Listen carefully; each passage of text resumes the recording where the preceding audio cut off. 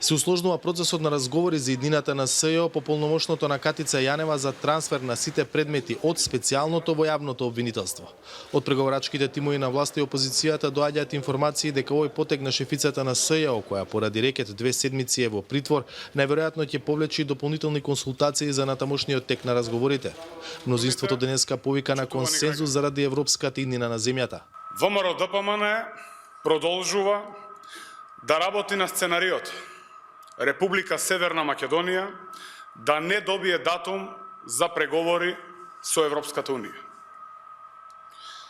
Токму затоа не сакаат специјалното јавно обвинителство да продолжи со работа и се противат на носењето на новиот закон за јавното обвинителство.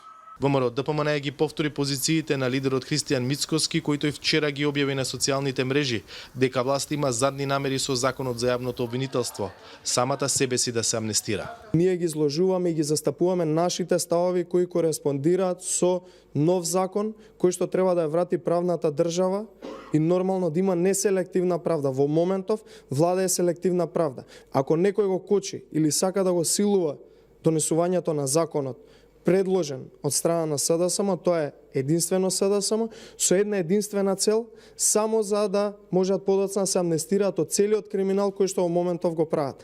Во понеделникот се одржа преговарачка рунда за законот која не донесе напредок за главните разлики, статусот на обвинителите на СЈО и предметите на СЈО кои не се во судска постапка.